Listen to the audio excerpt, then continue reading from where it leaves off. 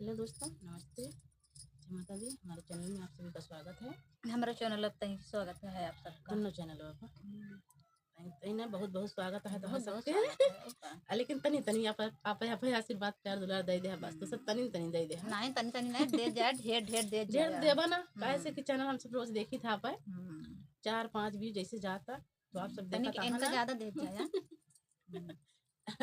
नहीं हम हैं कि जिंदा भाई सब कर दे, लेकिन का कहती हमारे दोनों चैनलों पे चाहे जाने दे दा। हमका तनी कम कर दीजिए।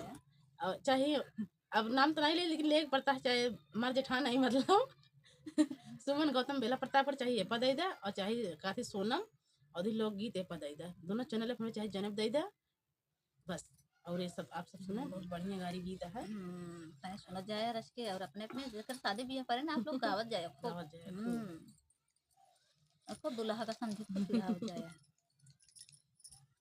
सुल्तापुर बजरिया से आवेले बाजा जवा हो, सुल्तापुर बजरिया से आवेला बाजा जवा, यार के ले चुनारी उधारी, हाँ सीताराम से बनी, यार के ले चुनारी उधारी, सीताराम से बनी, अपने महालिया से बोले दुल्हे के बहिनी हो, अपने महालिया से बोले दुल्हे के बहिनी, अरे हम ले भाई चुनारी उधारी, हाँ सीताराम से बनी,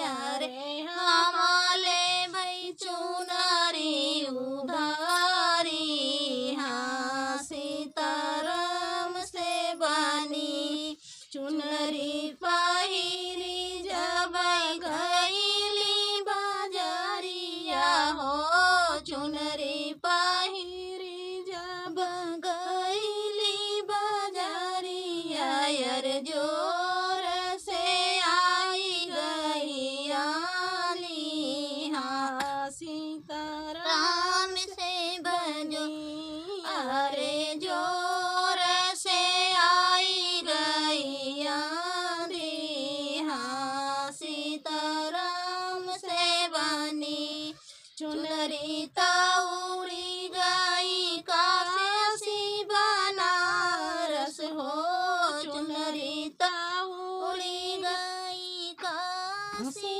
बनारस, अर चोलिया उड़ाई गंगा पारी, हाँ सीताराम से बनी, अरे चोलिया उड़ाई गंगा पारी, हाँ सीताराम से बनी, चुनरी पामैन कर पुलिस दारोगा हो, चुनरी पामैन कर पुलिस दारोगा, यार चोलिया पावला सिपाही, हाँ सीताराम से बनी, अरे चोलिया पावेला सिपाही, हाँ सीताराम से बनी,